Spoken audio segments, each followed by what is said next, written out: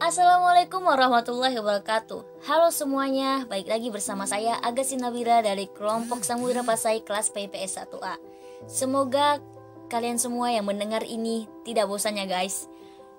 Di sini saya akan sedikit sharing-sharing tentang kepemimpinan. Dimulai dari pengertiannya. Ada yang tahu nggak nih pengertian dari kepemimpinan itu seperti apa? Itu apa?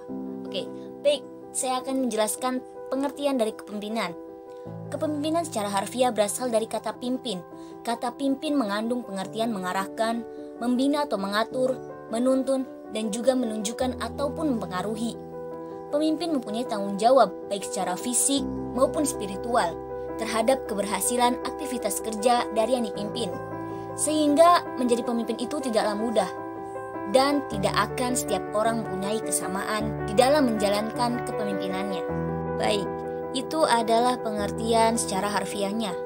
Dilanjut dari pengertian menurut Miftah Toha. Kepemimpinan adalah kegiatan untuk mempengaruhi perilaku orang lain atau seni mempengaruhi perilaku manusia, baik perorangan maupun kelompok. Selanjutnya, kita membahas tentang tugas dan peran kepemimpinan. Menurut James I. Stonen, tugas utama seorang pemimpin adalah yang pertama, pemimpin bekerja dengan orang lain, di mana pemimpin bertanggung jawab untuk bekerja dengan orang lain. Yang kedua, pemimpin adalah tanggung jawab dan mempertanggungjawabkan segala kesuksesan dalam organisasi. Yang ketiga, pemimpin menyeimbangkan pencapaian tujuan dan prioritas. Yang keempat, pemimpin harus berpikir secara analitis dan konseptual. Selanjutnya yang kelima, pemimpin adalah politisi dan diplomat yang harus mampu mengajak dan melakukan kompromi dan harus dapat mewakili tim atau organisasinya. Dan yang terakhir, pemimpin membuat keputusan yang sulit.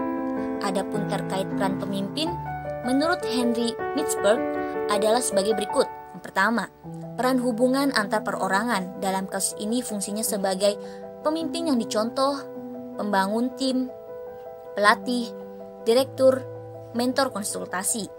Yang kedua, fungsi peran informal sebagai monitor, penyebar informasi, dan juru bicara. Dan yang ketiga, peran pembuat keputusan, berfungsi sebagai pengusaha, penanganan gangguan, sumber alokasi, dan negosiator. Setelah membahas tugas dan peran kepemimpinan, bahasan selanjutnya adalah teori kepemimpinan. Yang pertama ada teori orang hebat, atau biasa disebut dengan great man teori. Mereka yang dilahirkan memiliki jiwa pemimpin yang hebat. Dan yang kedua ada teori sifat, kebalikan dari teori orang hebat, di mana menurut teori ini, seorang pemimpin itu dibentuk sehingga menjadi seorang pemimpin. Jadi diajarkan sifat-sifat kepemimpinannya itu. Dan yang ketiga ada teori kepemimpinan situasional, di mana pemimpin yang mampu beradaptasi dengan segala situasi dan mengubah gaya kepemimpinan sesuai dengan situasi yang dihadapi oleh dirinya. Dan selanjutnya ada teori gaya dan perilaku, di mana keberhasilan pemimpin tergantung dengan perilaku dan sikap pemimpin dalam memenuhi fungsi-fungsi kepemimpinannya. Selanjutnya ada teori transaksional.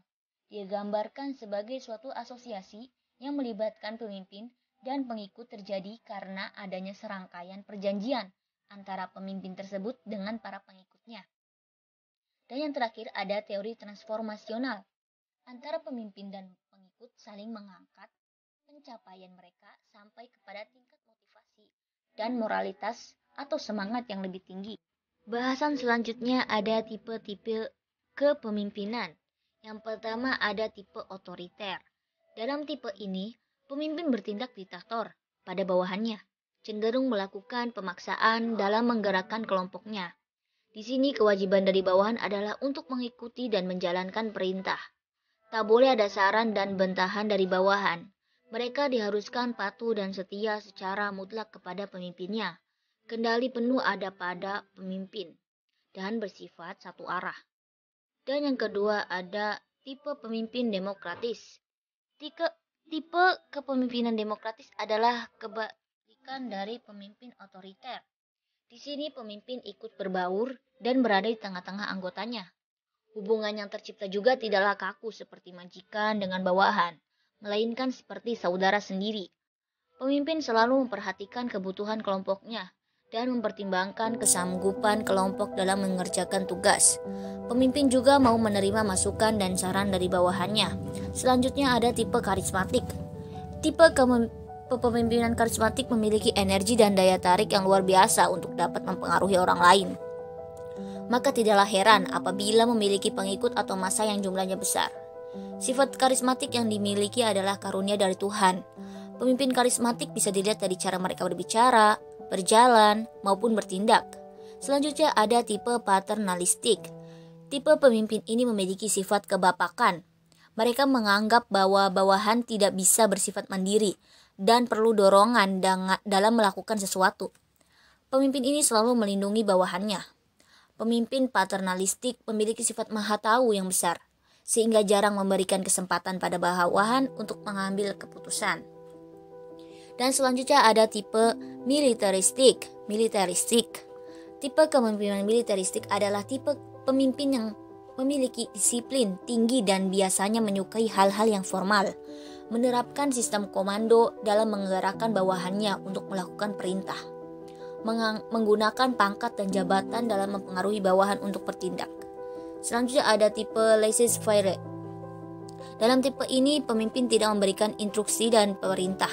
Mereka membiarkan bawahannya untuk berbuat sehendaknya, tak ada kontrol ataupun koreksi. Tentu saja dalam kepemimpinan ini sangatlah mudah terjadi kekacauan dan bentrokan. Pemimpin tak menjalankan perannya dengan baik. Sebagai salah satu contoh pemimpin hebat yang ada di Indonesia yang kita punya adalah Bapak Insinyur Soekarno. Tokoh besar Indonesia ini tidak pernah berhenti menginspirasi para pemuda tanah air untuk lebih maju ke depannya. Insinyur Soekarno yang dikenal dengan Bung Karno berperan besar dalam membentuk negara Indonesia yang berdaulat. Dengan inisiatif yang tinggi, ia mendeklarasikan kemerdekaan Indonesia usai Perang Dunia II. Bukan hanya itu, di bawah pimpinannya, Indonesia memiliki fondasi negara yang kuat. Inisiatif yang tinggi adalah salah satu karakter yang membuat Bung Karno tercantum sebagai pemimpin yang hebat. Selanjutnya ada gaya-gaya kepemimpinan. Menurut Miftah Toha, gaya kepemimpinan merupakan norma perilaku yang digunakan oleh seseorang pada saat orang tersebut mencoba mempengaruhi perilaku orang lain seperti yang ia lihat. Yang pertama ada gaya kepemimpinan otokratik. Menurut Sudarwan Danim, kata otokratik diartikan sebagai tindakan menurut kemauannya sendiri. Setiap produk pemikirannya dipandang benar, keras kepala, atau bersifat kepemaksaan. Dan yang kedua ada gaya kepemimpinan demokratis. Menurut Sudarman Danim, kepemimpinan demokratis bertolak dari asumsi bahwa hanya dengan kekuatan kelompok, tujuan-tujuan yang bermutu tercapai. Pemimpin demokratis ini memiliki ciri-ciri sebagai berikut, seperti yang dimiliki oleh Bung Karno. Yang pertama ada beban kerja organisasi menjadi tanggung jawab bersama personalia organisasi itu. Yang kedua, bawahan oleh pemimpin dianggap sebagai komponen pelaksana secara integral, harus diberi tugas dan tanggung jawab. Dan yang ketiga ada disiplin akan tetapi tidak kaku dan memecahkan masalah secara bersama. Dan yang keempat, kepercayaan diri yang tinggi terhadap bawahan dengan tidak melepaskan tanggung jawab pengawasan. Dan yang kelima ada komunikasi dengan bawahan bersifat terbuka dan dua arah. Sekian yang bisa saya sampaikan, kurang lebihnya mohon maaf. Billahi taufiq wal hidayah. Wassalamualaikum warahmatullahi wabarakatuh.